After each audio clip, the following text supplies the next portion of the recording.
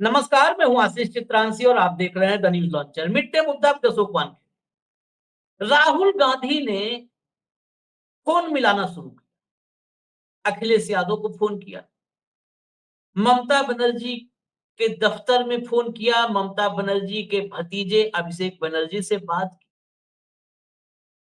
की, स्टालिन के दफ्तर में फोन किया, उनसे उनके सहयोगी टीआर बालू से बात की, उद्धव ठाकरे से बात की। राहुल गांधी ने इन सबसे सीधा संपर्क किया और ये 4-5 कॉल इतने बड़े स्क्रिप्ट का हिस्सा थी कि ये कॉल कटने के बाद 24 घंटे के भीतर एक चिट्ठी तैयार हुई और 200 सांसदों के 200 सांसद, मोदी के पास कितने हैं अपने? 240। 200 सांसद उस चिट्ठी पर मौजूद थे, दस्तखत की शक्ल और 200 सांसदों ने नरेंद्र मोदी के खिलाफ खुला मोर्चा खोल दिया। 2014 से लेकर के 2025 तक ये पहला मौका है जब एक साथ 200 सांसद नरेंद्र मोदी के सामने खड़े हैं और ये 200 सांसद नरेंद्र मोदी को सदन यानी संसद से भागने का कोई मौका नहीं देने वाले। अब एक-एक सच जो देश से छिपाया जा रहा है या देश को नहीं बताना चाहते नरेंद्र मोदी, वो बताना। पूरी खबर में लाता हूं, लेकिन भाऊ को जोड़िए चर्चा में, फटाफट ले आइए। स्वागत है भाऊ आपका। मैं पहले खबर दिखा देता हूं, फिर सीधा इस पर चर्चा करते हैं। खबर देखिए, दीपेंद्र हुड्डा की अगुवाई में इंडिया के 200 सांसदों ने पीएम मोदी के खिलाफ खोला मोर्चा, कहा बुलाएं संसद नहीं तो डॉट डॉट डॉट। अब ये डॉट डॉट क्या है उस पर भी हम आते हैं, लेकिन और देख लीजिए, ये जो है हिंदू में खबर लगी है, India bloc to push for special session of parliament on Pahalgam attack. अब इसके बाद हमें जो आज एक मीटिंग हुई है, दीपेंद्र हुड्डा कांग्रेस की तरफ से वहां पर अगुवाई कर रहे थे और सभी पार्टियों के टॉप लीडरशिप वहां पर थी। मतलब अखिलेश की तरफ से रामगोपाल यादव मौजूद थे, ममता बनर्जी की तरफ से वहां पर प्रतिनिधि, स्टालिन की तरफ से सब थे। जो नहीं थे उनकी भी चर्चा करेंगे कि वहां पर क्या पेच है, क्या कोई टारगेट नया फिक्स किया है अमित शाह ने। तो सबसे पहले इस मीटिंग के बाद दीपेंद्र हुड्डा ने क्या बोला है, जरा वो पोर्शन थोड़ा लंबा है लेकिन वो सुनना जरूरी है, क्योंकि हम चर्चा करें तो सीधे सीधे उसी बात पर चर्चा करें जो फैसला हुआ है या जो रणनीति बनी है पोजीशन की। दीपेंद्र हुड्डा को जरा सुनाइए। 16 राजनीतिक दलों ने एक अपने सभी लीडर्स के माध्यम से एक चिट्ठी प्रधानमंत्री जी के नाम लिखी है। संयुक्त रूप से एक मांग उठाई है कि एक स्पेशल सेशन संसद का तुरंत बुलाया जाए। जैसा कि आपने देखा, जब देश पे ये आक्रमण हुआ पहलगाम में, तो कांग्रेस पार्टी ने और तमाम विपक्षी दलों ने पूर्ण रूप से देश के सशस्त्र बलों को अपना समर्थन और देश की सरकार को जवाबी कार्रवाई करने के लिए अपना समर्थन देने का निर्णय लिया था। उसके बाद जो घटनाक्रम जिस तरीके से घटित हुई वो भी आपके सामने है। जब सीज फायर की घोषणा की गई अमेरिका द्वारा और उसके बाद के घटनाक्रम के बाद स्पेशल सेशन की हमने मांग उठाई और हमने कहा कि ये महत्वपूर्ण है कि एक और तो स्पेशल सेशन के माध्यम से सभी सांसद, सभी दल एकजुटता से अपने सशस्त्र बलों का धन्यवाद कर सकें और दूसरी ओर बिंदुवार पूरे घटनाक्रम पर सरकार अपनी बात रखे। पहलगाम आतंकी हमले से लेकर ऑपरेशन सिंदूर तक, ऑपरेशन सिंदूर से लेकर अमेरिका द्वारा सीज फायर की घोषणा तक, और उसके बाद भी जो क्या क्या प्रयास किए जा रहे हैं पाकिस्तान को दुनिया में अलग थलग करने के लिए, उसमें कितनी सफलता मिल रही है। आतंकवाद को जड़ से समाप्त करने के लिए ये जो ऑपरेशन है और आगे की क्या रणनीति बने, हम मिलजुल के संसद में उस पर बहस करें, चर्चा करें और देश हित में वो रणनीति को आगे बढ़ाने का कार्य करें। इस भावना के साथ ये मांग की गई थी और इस लेटर में भी यही कहा गया है कि हमने समर्थन भी दिया। और अब जबकि देश की सरकार अलग अलग दुनिया की राजधानियों में अपनी बात रख रही है, तो देश की संसद के सामने भी सारी बात रखे, क्योंकि 140 करोड़ लोगों की भावनाएं हमारी संसद ये लोकतंत्र से जुड़ी हुई। इस भावना को आगे बढ़ाते हुए आज ये चिट्ठी हमारे दलों के नेताओं के माध्यम से लोकसभा में नेता विपक्ष आदरणीय राहुल गांधी जी और सभी दलों के नेताओं ने इस चिट्ठी के माध्यम से इस मांग को दोहराया है और साथ ही सभी सांसदों के तरफ से भी ये मांग दोबारा से इसको रीइंफोर्स करने के लिए सभी सांसद भी लिख रहे हैं एक चिट्ठी साथ में, उस पे भी हम आगे कदम बढ़ा रहे हैं। अब इसमें सबसे बड़ी बात, ये खबर तो सब जगह है कि 200 सांसद मोर्चा खोल दिए, लेकिन इसकी स्क्रिप्ट राहुल गांधी ने लिखी है। ये नई खबर, इसमें नया इनपुट है। मैं आपको दिखा दूं एक जगह, एक मीडिया रिपोर्ट का वो हिस्सा भी दिखा देता हूं, क्योंकि ये मनगढ़ंत बहुत लोग कहेंगे अच्छा इसमें भी राहुल गांधी आपने जोड़ दिया। देखिए, कांग्रेस सूत्रों ने दावा किया इन सब मामलों के लिए विशेष सत्र की मांग करने के लिए, पत्र लिखने के लिए एलओपी राहुल गांधी ही थे, जो समन्वित तरीके से यह पत्र चाहते थे। पहले सिर्फ कांग्रेस यह पत्र लिखने वाली थी, लेकिन फिर राहुल गांधी चाहते थे कि कांग्रेस नहीं, इंडिया गठबंधन यह पत्र लिखे। इसके लिए राहुल गांधी ने व्यक्तिगत रूप से अखिलेश यादव, अभिषेक बनर्जी, टी आर बालू और आदित्य ठाकरे से संपर्क किया। अब हटा दीजिए, हमने कल ही एक शो किया था, हम लोग की, हमारी और भाव की चर्चा थी कि इंडिया अलायंस में तमाम उछल कूद कुछ लोग हैं, मचाने की कोशिश कर रहे हैं। राहुल गांधी के पास ये जिम्मेदारी है और मौका है कि इंडिया अलायंस बचाएं। अब पार्टनर्स पे भी जिम्मेदारी जाती है, क्योंकि ये अकेले कांग्रेस चिट्ठी लिखने वाली थी भाव, लेकिन राहुल गांधी ने कहा नहीं, इंडिया गठबंधन लिखे, और उसके लिए खुद राहुल ने फोन किया अखिलेश को, टी आर बालू को, अभिषेक बनर्जी को, आदित्य को, आदित्य तक को फोन किया। तो ये तो राहुल का एक बड़ा मतलब पॉजिटिव इनिशिएटिव रहा। लेकिन अब जो सवाल मुख्य है, 200 सांसदों की चिट्ठी के बाद भी क्या नरेंद्र मोदी स्पेशल सेशन नहीं बुलाएंगे? क्योंकि स्पेशल सेशन बुलाएंगे तो बुरे फंस जाएंगे। जो जो बातें अभी बड़े जो है विनम्रता से कही है दीपेंद्र हुड्डा ने, वही तो देश सुनना चाहता है। आशीष, एक बात 2014 से लेके जो मोदी जी को आप भी देख रहे हैं और हम भी देख रहे हैं, सपोज कल स्पेशल सेशन बुला भी लिया, हम्म, तो मोदी जी को जब भी कोई यहाँ से अहमदाबाद का रास्ता पूछते हैं हम्म, तो बंबई का रास्ता बता देते हैं। हम्म, अब याद कीजिए, एक सेशन में विपक्षी दलों ने ये जानते हुए कि उनके पास आंकड़ा नहीं है, अविश्वास प्रस्ताव लाया। मालूम था वो अविश्वास प्रस्ताव गिर जाएगा, लेकिन अविश्वास प्रस्ताव का सब्जेक्ट मणिपुर रखा था, ताकि कम से कम अविश्वास प्रस्ताव के बहाने मणिपुर पार्लियामेंट में डिस्कस तो हो, क्योंकि एक देश के एक राज्य है मणिपुर, और 1.5 साल से जल रहा था। क्या हुआ? विपक्ष मणिपुर की व्यथा मानता रहा और जवाब में इंदिरा गांधी की इमरजेंसी का उल्लेख होता रहा। जवाहरलाल नेहरू ने क्या किया, ये होता रहा। सरकार को न चलाने देने के लिए अविश्वास प्रस्ताव, मतलब क्या लोकतंत्र के मायने ये लोग जाने। जब अविश्वास प्रस्ताव जवाहरलाल नेहरू के खिलाफ आया था, तब नेहरू जी ने कहा था कि सवाल अविश्वास प्रस्ताव पास होने का या नापास होने का या गिरने का या सरकार गिरने का नहीं। अविश्वास प्रस्ताव ये बहुत बड़ा टूल है लोकतंत्र में, जिसके बहाने सरकार की कमियां उजागर हो सकती है और सरकार को रेक्टिफाई करने का, अपने आप को सुधारने का जगह मिलती है।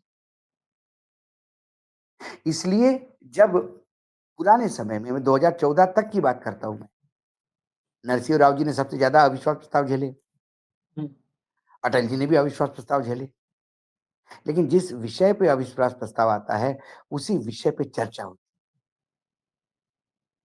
अब इस देश की विडंबना देखिए, ये विदेशों में जाके लोगों को भेज के बता रहे हैं कि पाकिस्तानी आतंकी है, हम प्रताड़ित है, पाकिस्तान ने हमारे साथ ये किया, ये किया। ये चुनावी रैलियों में जा जा के रोड शो कर के बता रहे हैं। लेकिन जो प्लेटफॉर्म है जहाँ ये बोलना चाहिए, ये प्लेटफॉर्म है जहाँ से इनको ये अधिकार मिलता है बोलने का, संसद, वहां बात करने को तैयार नहीं। संसद में किसी सवालों की जवाब देने को तैयार नहीं। ये जो 51 लोग भेजे थे, अब ये क्या वहां दिए लगा के आ गए, तो आप देख ही रहे हो, रोज ही हम रिपोर्ट कर रहे हैं उसका। ये 51 लोग जो गए वहां पे, ये बताने गए थे, जवाब देने नहीं गए थे। वन वे नरेशन था, मोनोलॉग था कि मैं शशि थरूर, अध्यक्ष इस डेलीगेशन का, आपको बताना चाहता हूं कि ब्ला ब्ला ब्ला ब्ला ब्ला। प्रधानमंत्री जी मन की बात करते हैं, रैलियों में भाषण देते हैं, लेकिन जहां सवाल जवाब होते हैं वहां चीजें ऐसी निकल के आती है, जैसे कि सीडीएस को एक सवाल पूछा और ऐसी चीज सामने निकल के आई कि समझ के परे थे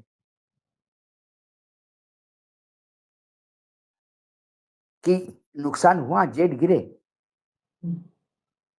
ये पहली बार इस देश को पता पड़ा कि जब सीडीएस ने कहा कि सवाल जेट गिरने का नहीं, सवाल है गिर के फिर उठने का। 2 दिन में हम क्यों पिछड़ गए, ये हमने देखा। स्ट्रेटेजी की फिर 300 किलोमीटर अंदर जाके मारा। हमारे देश से क्या बात छुपानी, मुझे बताओ, अपनों से क्या छुपाना है। बार बार हम कहते हैं कि आपके 4 जेट गिरे, 5 गिरे, 6 गिरे, 8 गिरे, इससे हमारे देश की पराक्रम पे कभी कोई प्रश्न चिन्ह नहीं लगता। नुकसान होता है, युद्ध में आप जीतो या हारो, नुकसान तो दोनों तरफ होता है।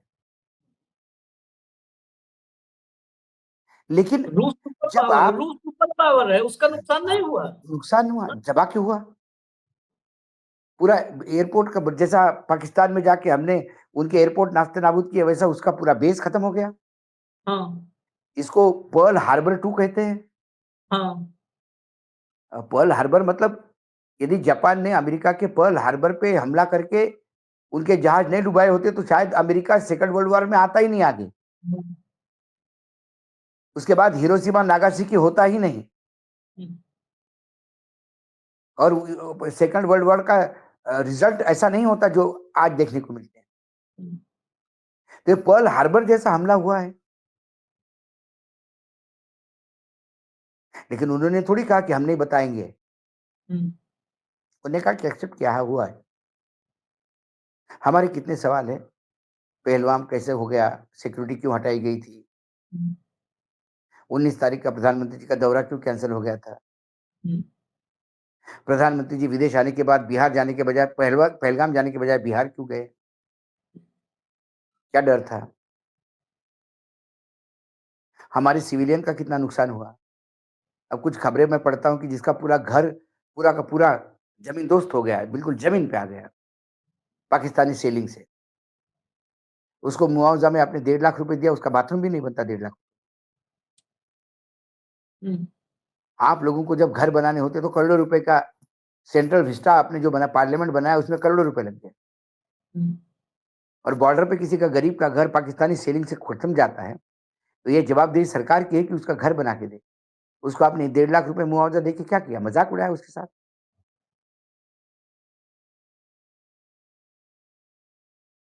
तो कुल मिलाकर कई चीजें हैं ऐसी जिसके जवाब देने होंगे, और जवाब से सरकार क्यों भागती है समझ समझ में नहीं आता। भाई कम से कम 12-13 बार ट्रंप ने बोला कि मैंने सीज फायर करवाया, ट्रेड की धमकी देके सीज फायर करवाया, और हमारे यहाँ एक ही रट लगाए बैठे हैं, पाकिस्तान से फोन आया और हमने सुन लिया।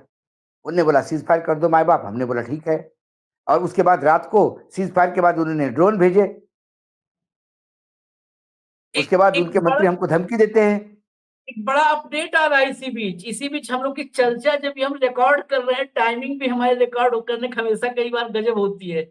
जिस विषय पर चर्चा करते हैं उस पर अपडेट आने लगता है।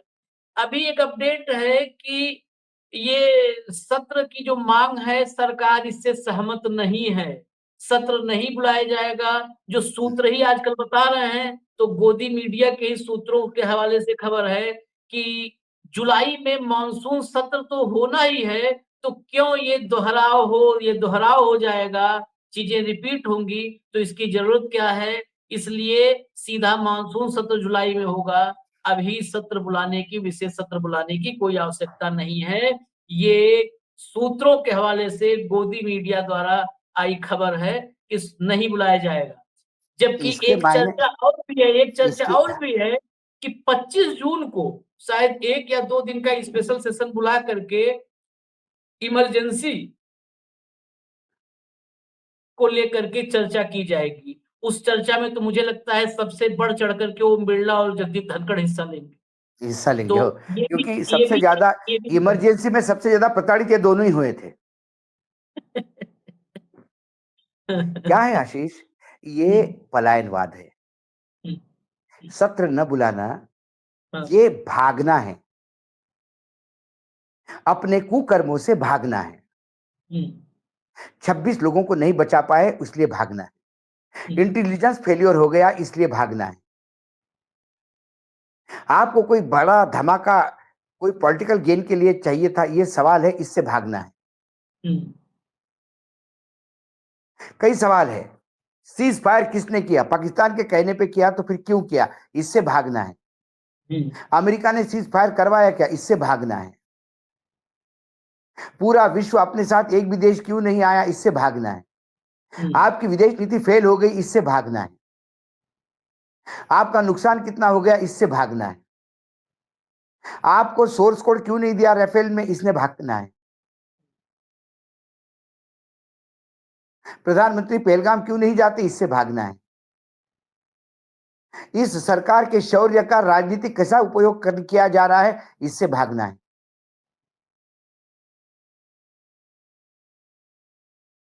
तो भाई हो गया, विजय हो गई, आपने सीज फायर कर दिया, सब कुछ बात बता दी, फिर घर घर में जाके सिंदूर बांटने की क्या जरूरत है? यदि जुलाई में सत्र है तो फिर घर घर में जाके बताने की जरूरत क्या है सिंदूर बांटने की? लेकिन ये नौटंकी क्यों? प्रधानमंत्री को क्यों रोड शो करने पड़ रहे हैं हर राज्य में, ये बताने के लिए कि मैं पाकिस्तान की गोली का गोली से जवाब दूंगा? क्या गोली से जवाब दोगे आप? पाकिस्तान गोली मारेगा और फिर फोन करेगा सीज फायर, आप बोलेगे ठीक है सीज फायर। क्या दोगे जवाब? क्या जवाब दिया आपने?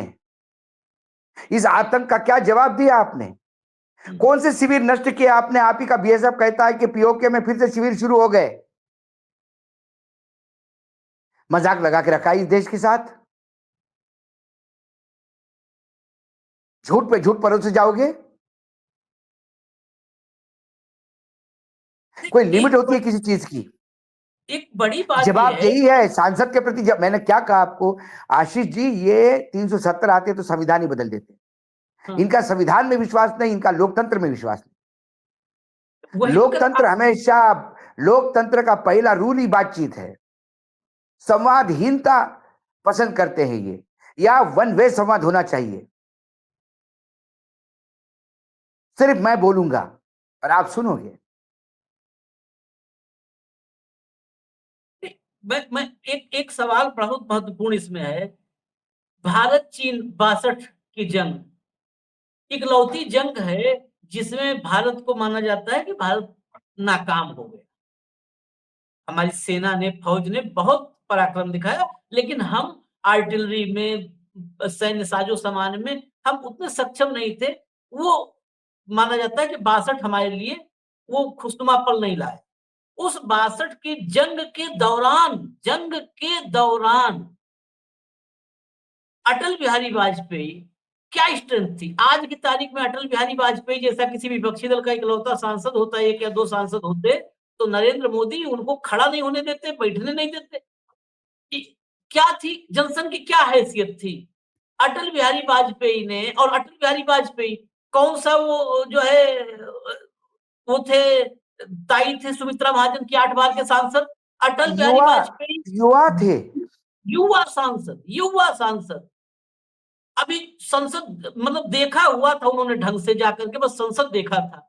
अटल बिहारी वाजपेयी की डिमांड पर नेहरू ने स्पेशल सेशन कॉल किया था, और वो स्पेशल सेशन जंग के दौरान शुरू हुआ, जंग खत्म होने के बाद तक चला, जंग खत्म होने के बाद तक चला, इतना लंबा सेशन था। और उस सेशन में नेहरू की कितनी लानत मलानत की अटल बिहारी वाजपेयी ने।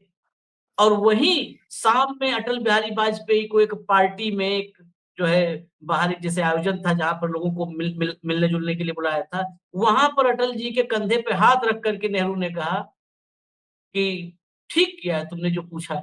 तारीफ की अटल बिहारी वाजपेयी। तभी वो संसद में क्योंकि कई बार बोला क्योंकि है लालू यादव ने, कि नेहरू ने तो बोला था एक बार बनोगे प्रधानमंत्री, अब कितने बार बनोगे, अब तो छोड़ दो हाँ, पीछा। हाँ, तो मैं उसकी बात कर रहा हूँ कि एक सांसद अकेला उसने कहा सर्वदा जो स्पेशल सेशन कॉल करिए, युद्ध चल रहा है, युद्ध में स्पेशल सेशन कॉल किया। आज 200 सांसद, 543 में 200 सांसद भाऊ 40% के करीब होते हैं। आप इसका मतलब इस देश के जनता की वो जनप्रतिनिधि है। बिल्कुल। आप इस देश के वो 200 200 सांसद, 200 200 कॉन्स्टिट्यूंसी का सांसद, अपमान कर रहे हैं आप। हाँ 200 200 सांसद, लोकसभा क्षेत्र का अपमान कर रहे हैं आप। 60-70 करोड़ लोगों का अपमान, 60 आप से अपमान 70 कर रहे हैं। करोड़ लोगों का अपमान है? ये डिक्टेटरशिप नहीं है। अब सीधा अगर सवाल नहीं करें नहीं, हम मैंने कि क्या क्या कहा? को न मान लें हम। नहीं नहीं, ये तो हिटलर के कदमों पे कदम डाल के चलने वाली बात है। हम्म, ये तो तानाशाही है।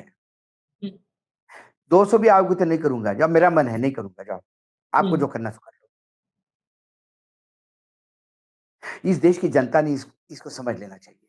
हम्म, ये आपके घर में सिंदूर ला के बताएंगे कि हम जीत गए, लेकिन हम्म, पार्लियामेंट में नहीं बताएंगे कि ऑपरेशन सिंदूर का क्या हुआ, क्योंकि जनता सवाल नहीं पूछेगी। सिंदूर लेके आए, दे भैया सिंदूर, ये तो अच्छा हुआ कुछ महिलाओं ने भगा दिया, हम्म, तो बोला सिंदूर बांटना बंद करो अभी। तिरंगा यात्रा निकाल रहे, निकालो, मना थोड़ी किया है। लेकिन तिरंगा यात्रा मोदी जी की जय जयकार करने के लिए निकाल रहे हो तो फिर सवाल है। फिर मोदी जी के, यदि इस ऑपरेशन सिंदूर का सक्सेस यदि मोदी जी के नाम पे है, तो विफल विदेश नीति मोदी जी के नाम पे कटेगी, उन्हीं के सर पे आएगी। क्यों विश्व का एक देश भी आईएमएफ में आपके साथ नहीं था? क्यों वर्ल्ड बैंक अभी भी पैसा देने की बात कर रहा है? क्योंकि आपका सबसे पुराना साथी रशिया 22,000 करोड़ रुपए पाकिस्तान को देके एक स्टील प्लांट चालू करवा रहा है। क्या विदेश नीति के मामले में पाकिस्तान हमारे बहुत आगे चला गया? युद्ध के दौरान उसके साथ 4 देश खड़े हो गए, हमारे साथ एक खड़ा नहीं हुआ। हम्म, क्यों? काहे कि विश्वगुरु? जबरी अपने नाम से जय जयकार लगवाते हो और कहते हो कि विश्वगुरु हो गया।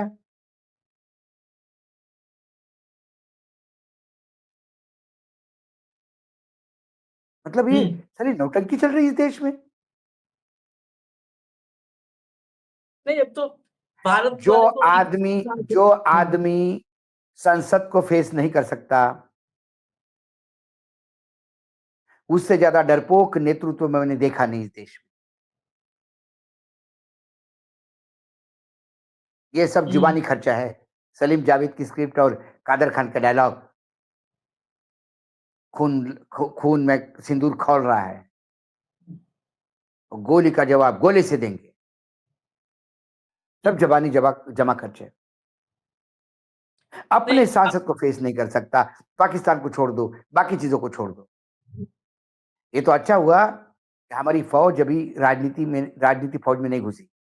हालांकि इस बार पूरा प्रयास किया उन्होंने घुसाने का, राजनीतिकरण करना शुरू कर दिया फौज का।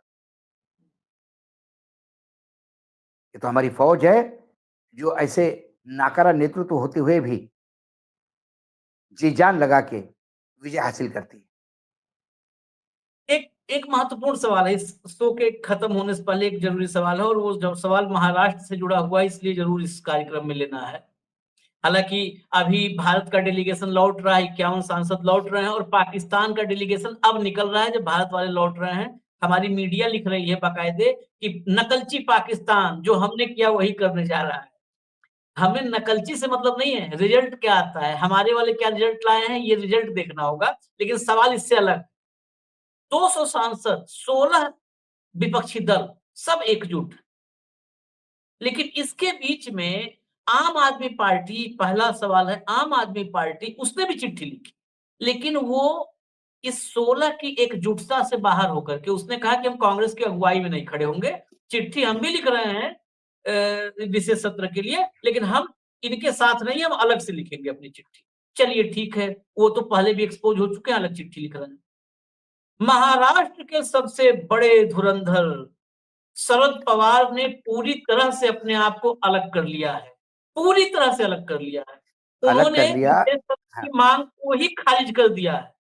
हाँ, उनने क्या कहा कि शपथ ग्रहण सुप्रिया सुले लेने वाली है, कब लेने वाली है, क्योंकि अब इनके लक्षण अच्छे नहीं है, नहीं है। नहीं, नहीं, मैं तो हमेशा कहता हूँ शरद पवार का लेफ्ट हैंड को मालूम नहीं रहता कि राइट हैंड क्या कर रहा है, हम्म। ठीक है? बार-बार दिल्ली में, मुंबई में बात हो रही है कि दोनों पार्टियाँ एक हो जाए, दोनों हम्म। गुट जो है एनसीपी के एक हो जाए। हम्म। तो अजित पवार ने तो 2 टूक में बोल दिया कि भाई ऐसा है कि हम पारिवारिक संबंध है, हमारे घर में त्योहार में आना-जाना होता है, शादी-ब्याह हम्म। में आना-जाना होता है, लेकिन हमारे विचार अलग-अलग हैं, हम हम्म। साथ नहीं रह सकते। हम्म। अब यदि अमित शाह जी ने बोल दिया साथ रहो तो रहना भी पड़ेगा, हाँ। क्योंकि उनके आका अमित शाह हैं। हम्म। अजित पवार का अपना तो कुछ इंडिविजुअल है ही नहीं। हम्म। सुप्रिया सुले जी को भेजना विदेश, हम्म। ठीक है? और इन सब के बीच में एक कॉमन फैक्टर है प्रफुल्ल पटेल। हम्म। प्रफुल्ल पटेल अजीत जी के साथ है, क्योंकि प्रफुल्ल पटेल ईडी के प्रकोपी थे, प्रकोप था उनका। आपने देखा होगा पिछले कुछ महीनों में खबरें जो आई, एयर इंडिया स्कैंडल में से उनको क्लीन चिट मिल गई। हम्म। उनकी प्रॉपर्टी ईडी ने फ्रीज की थी और डीफ्रीज हो गई, तो उनका जाना सफल रहा। लेकिन हम्म। उनका एक पैर, मतलब शरीर से वो अजीत के साथ है और दिल से वो शरद पवार के साथ है। तो शरद पवार, अडानी, पटेल, हम्म। सुप्रिया, ये क्या एक नया नेक्सस बनने जा रहा है? हम्म। हम्म। क्योंकि कल आपको कुछ नहीं करना, सुप्रिया सुले को कैबिनेट मंत्री बना देना है, दैट्स इट। हाँ, बस बाकी ठीक है। ये इंडिया गठबंधन को पूरी तरह से, इंडिया गठबंधन के ज्वाइंट, पूरे इंडिया गठबंधन की डिमांड से अपने आप को शरद पवार का नहीं, नहीं, अलग कर दिया। उन्होंने कहा कि ऐसे समय पे सत्र मांगना करना, अपनी डिफेंस की कुछ सीक्रेट। अरे कौन डिफेंस की सीक्रेट पूछ रहा है भाई? क्या ये पूछना कि भाई डोनाल्ड ट्रंप क्यों ऐसा कह रहा है, हम्म। इसमें काहे की सीक्रेट है? काहे की सीक्रेट नहीं, है मुझे बताइए? सबसे तो अनुभवी पार्लियामेंटेरियन है, उन्होंने हाँ, बहुत कुछ देखा है। 62 में क्यों नहीं, बुलाया गया था, तब वो देशद्रोही नहीं, थे क्या अटल बिहारी नहीं, नहीं, वाजपेयी? नहीं, ये एक और बताता हूँ मैं आगे, हाँ। आशीष। हाँ। अभी तो उन्होंने बोल दिया, हाँ। लेकिन यदि कल सुप्रिया जी को कुछ नहीं मिलता दिखाई देता है, हाँ। तो बोलेंगे वो मेरे व्यक्तिगत विचार थे। हाँ। लेकिन इंडिया हाँ। गठबंधन बुलाना चाहती है तो मैं साथ हूँ। हाँ। पहले भी एक बार इन्होंने किया है ऐसा, हाँ। एक मामले में।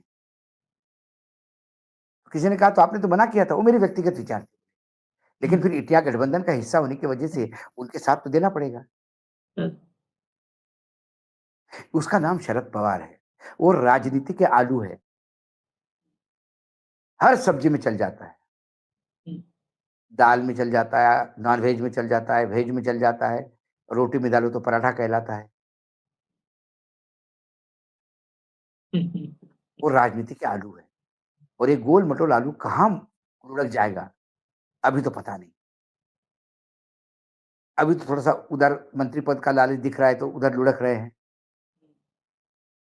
नहीं मिला तो फिर वापस आएँगे, इंडिया गठबंधन जिंदाबाद बोलने के लिए। हुँ। लेकिन ये ख़ैर अच्छे संकेत जब एकजुटता इस पैमाने पर हो जहाँ पे सभी साथ हैं, आम आदमी पार्टी का तो नहीं, कोई नहीं, मैंने उसपे चर्चा कहा नहीं है। कि यदि लोकसभा में सदन नहीं लगता, तो ये हुँ, 200 मेंबर ऑफ पार्लियामेंट का काम है कि ये कम से कम अपने-अपने लोकसभा क्षेत्र में जन जागरण करें, हाँ, हाँ। बताएँ बताएँ लोगों को हुँ, इसका असली चेहरा, हुँ, हुँ, सरकार हुँ, का असली चेहरा, हुँ, जो ट्रम्प के डंडे के सामने बंदर जैसे नाचता है, हुँ। बताना पड़ेगा। जब तक बिल्कुल। सरकार सदन पे आके नहीं बोलती, तब तक हम यही मानेंगे कि ट्रम्प ने बोला तो ही किया, क्योंकि ट्रम्प 14 बार बोला।